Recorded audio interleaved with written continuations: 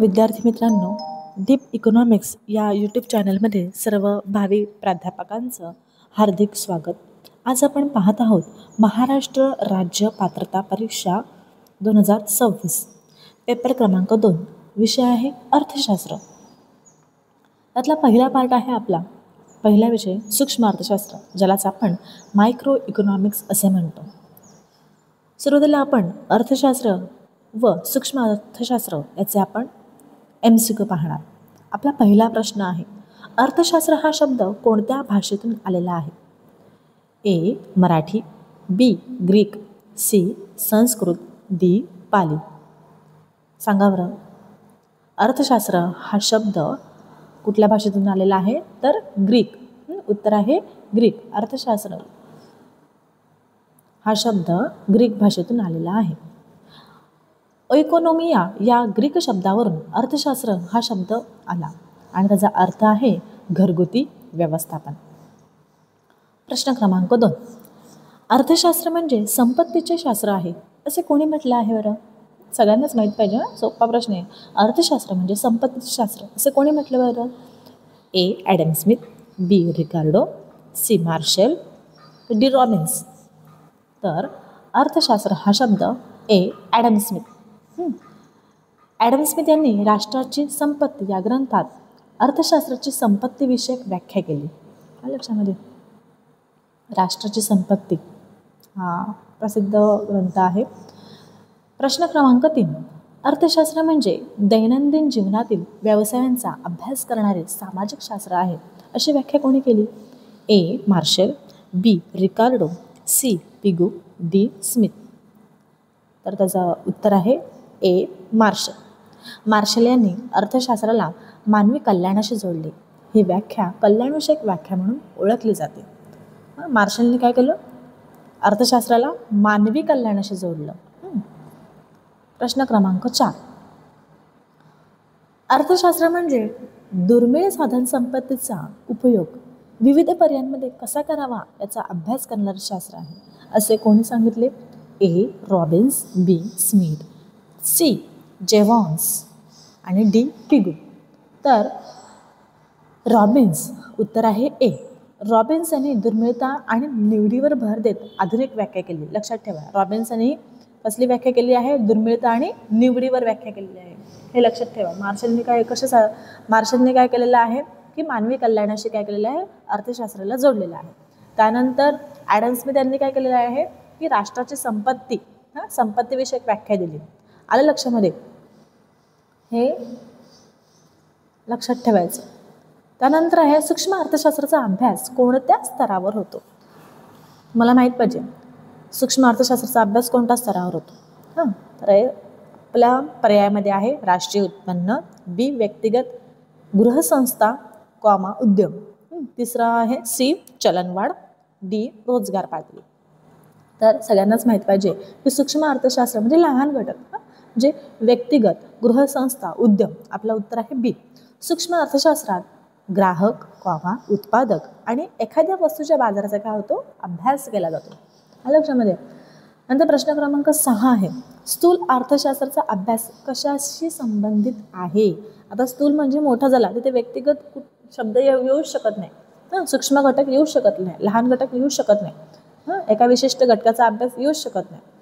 आता पर्याय आहे A. एकाच वस्तूच्या किमतीशी, B. संपूर्ण अर्थव्यवस्थेशी, C. एका गृहसंस्थेशी, D. एका उद्यमाशी. तर लक्षात घ्या, इथं सगळं A आहे, C आहे, D आहे, हे काय विशिष्ट घटक आहे.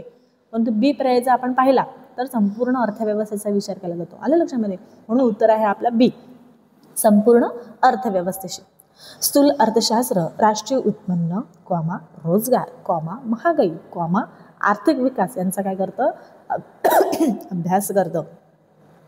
प्रश्न क्रमांक 7, सूक्ष्म अर्थशास्त्राला आणखीन काय म्हणतात? म्हणजे सूक्ष्म अर्थशास्त्र आहे त्याला अजून कुठल्या नावाने ओळखलं जातं बरं? सांगा बरं.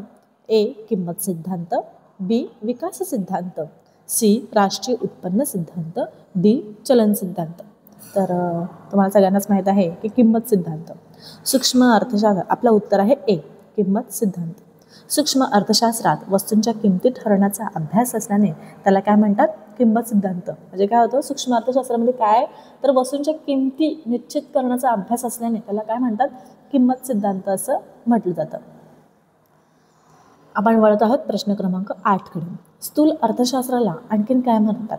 तसं आपण सूक्ष्म अर्थशास्त्राचा प्रश्न पाहिला, तसंच आता आपण स्थूल अर्थशास्त्राचा प्रश्न पाहत आहोत. तर स्थूल अर्थशास्त्राला आणखीन काय म्हटलं जातं बरं, कुठल्या नावाने म्हटलं जातं बरं. तर ए चलन सिद्धांत, बी रोजगार सिद्धांत, सी उत्पन्न सिद्धांत आणि डी सर्व पर्याय योग्य आहेत. तर उत्तर आहे आपला की चलन सिद्धांत पण म्हटलं जातं, रोजगार सिद्धांत पण म्हटलं जातं आणि उत्पन्न सिद्धांत देखील म्हटलं जातं. म्हणून पर्याय क्रमांक डी. स्थूल अर्थशास्त्रात राष्ट्रीय उत्पन्न, रोजगार, चलनविषयक समस्या या सर्वांचा काय केला जातो, समावेश केला जातो. या सगळ्यांचा काय केला जातो, अभ्यास केला जातो. प्रश्न क्रमांक 9. सूक्ष्म अर्थशास्त्रात मुख्यतः कोणत्या विषयाचा अभ्यास होतो बरं. ए वस्तूची मागणी व किंमत, बी राष्ट्रीय उत्पन्न, सी बेरोजगारी, डी चलन फुगवटा. तर सूक्ष्म अर्थशास्त्रामध्ये उत्तर आहे आपला ए वस्तूची मागणी व किंमत. सूक्ष्म अर्थशास्त्रामध्ये मागणी, पुरवठा, ग्राहक संतुलन, उत्पादक संतुलन यांचा काय होतो, अभ्यासाचा समावेश होतो. म्हणून सूक्ष्म अर्थशास्त्रात मुख्यतः वस्तूची मागणी व वस्तूची किंमत या विषयाचा समावेश होतो असं आपल्या प्रश्नाचं उत्तर आहे. प्रश्न क्रमांक 10. स्थूल अर्थशास्त्राचा अभ्यास कधीपासून महत्त्वाचा झाला. म्हणजे स्थूल जे अर्थशास्त्र आहे ह्या अभ्यासाचा महत्त्व केव्हापासून प्राप्त झालं हो. तर ए औद्योगिक क्रांतीनंतर, बी महामंदी, तुम्हाला माहितीच आहे 1929 नंतर जागतिक महामंदी आलेली हां, बी महामंदी 1930 नंतर, सी पहिल्या महायुद्धानंतर, डी स्वातंत्र्यानंतर. तर उत्तर आहे महामंदीनंतर. महामंदीच्या काळात बेरोजगारी व उत्पादन घटल्याने स्थूल अर्थशास्त्राची गरज निर्माण झाली. प्रश्न क्रमांक 11. सूक्ष्म व स्थूल अर्थशास्त्र या संज्ञांचा प्रथम वापर कोणी केला. खूप सोपा प्रश्न आहे, रॅग्नार फ्रेश यांनी केला. तर प्रश्न आहे सूक्ष्म व स्थूल अर्थशास्त्र या संज्ञाचा प्रथम वापर कोणी केला. ए केन्स, बी फ्रिश, सी स्मिथ आणि डी रॉबिन्स. तर प्रश्नाचं उत्तर आहे रॅग्नार फ्रिश. ओके, रॅग्नार फ्रिश यांनी 1933 मध्ये प्रथम सूक्ष्म व स्थूल अर्थशास्त्र या संज्ञा वापरल्या. प्रश्न क्रमांक 12. अर्थशास्त्र म्हणजे लोक व समाज मर्यादित साधन संपत्तीचा वापर वस्तू व सेवा तयार करण्यासाठी व त्या वितरण करण्यासाठी कसं करतात याचा अभ्यास करणारं शास्त्र आहे. ही कोणाची व्याख्या आहे.